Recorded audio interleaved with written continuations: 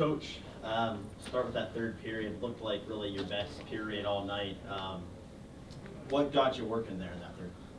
I think just simplicity and executing how we need to play. You know, I thought we had a really good first 6-7 minutes of the game, and then gave up a goal. They had a nice just shot for opportunity, and that settled them into their game. We didn't really manage pucks the way we want to. But again, I'm proud of our guys. They went on a nice run there, unbeaten in I think, what was it, 10 or 11 games. And then to fight back again down 2 against that team isn't easy to do. And they did it tonight to force overtime, which is big for pairwise. So really proud of how they fought back, and that kid made a hell of a play in overtime. That's the way the game goes. Your third line, you kind of ran, at least after losing Smolin.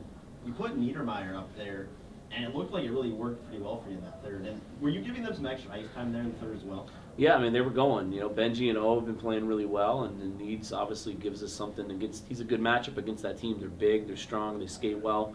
So they're not a great matchup for some of the guys that are undersized, or some of our guys that don't skate quite as well as others. But Needs is a guy. He's a horse when he's going like he is. He's a huge asset, and he was really good for us tonight.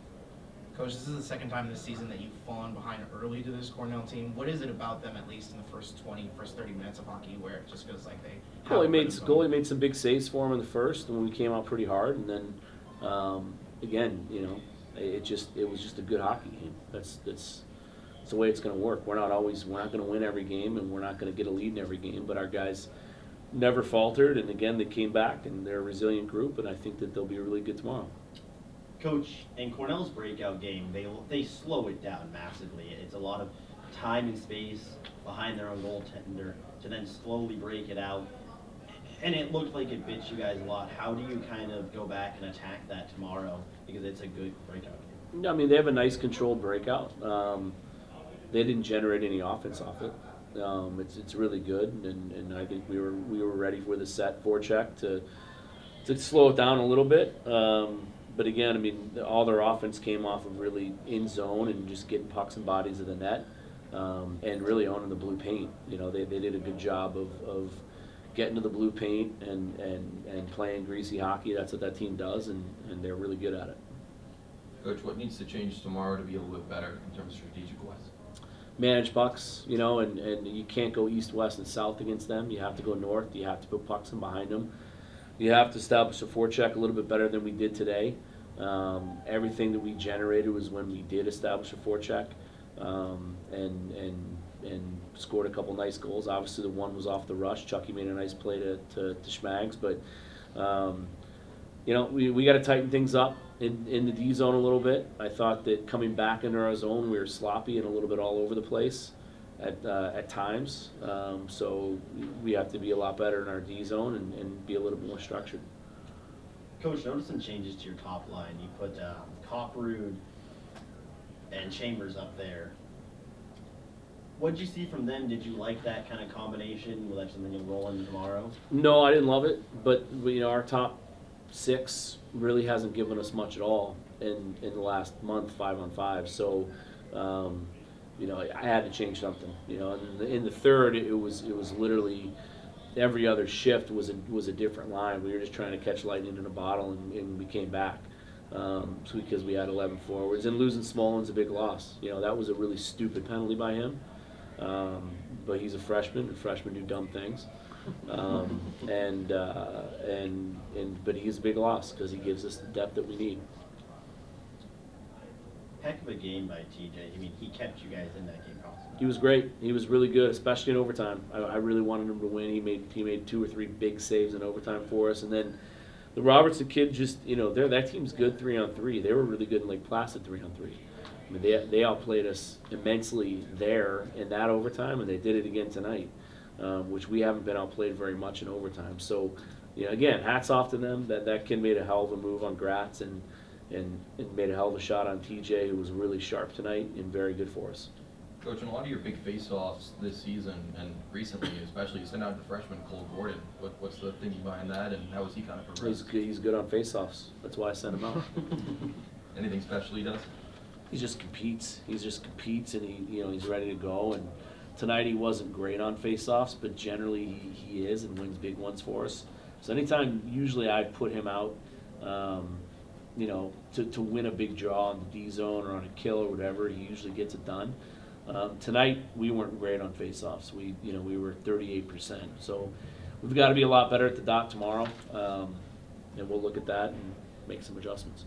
Coach, what about Cornell's defensive strategy? You felt like in that first half, I think was a little bit offsetting in comparison to what you saw 2 weeks ago? They're the same. I mean, we scored 2 goals in both games, and they're tough to generate on. They don't give much up off the rush, even though we got one on them tonight. They're stout, they're big, they're physical. Their D always have good gaps. Their forwards are back hard, so you don't have a lot of room to operate through neutral ice because they just don't give you much. So you have to put pucks in behind them, and in the first we were putting pucks in behind them, but then we would get the puck below the goal line and throw it blindly to the slot instead of possessing it, and that's how they got their first goal. You know, we threw it out blindly from behind the net, gave them some transition, and then they got us running around a little bit in our D zone and scored. Greg, it's been a while since you guys have lost, so what is the message to the players in the locker room to kind of put this one behind them? I told them I was proud of them for coming back. You know, again, down 2 going into the third, come back and force overtime and get some points for pairwise, which is huge. And tomorrow, let's start a new streak. We're capable of it, and that's what we're going to have to do to get in the tournament. We know that. We're 16-4-5. We've had a hell of a run here, and we've got to start a new one tomorrow. That was the message. Jackson, want to go first to your game. Really kind of came alive. You got that elevated chance to go out to that third line and really paid off in the third period. Yeah, I mean, obviously you don't want to take a penalty where you're going to lose a guy. Obviously that's not ideal for anybody. So, yeah, I mean, opportunity came about, plug right in. We got a lot of depth, so, I mean, it's easier for anyone to kind of bump up and play that role. And when you're playing with 2 guys like Benji and O, who've been on fire for the past couple games, it's simple. Jackson, how does it feel for you personally the first 2 years? You've been in and out of the lineup, a few injuries at that, and moving to forward from defenseman, been all over the place, but now you're finally finding some consistency. Yeah, I think that's the biggest thing, is just being consistent and, yeah, being versatile. I think whatever Coach Powers needs me to do, I'll do it. And obviously some bad luck with injuries and paying your dues, but yeah, we got good older guys too, so yeah, do whatever that I can to help the team.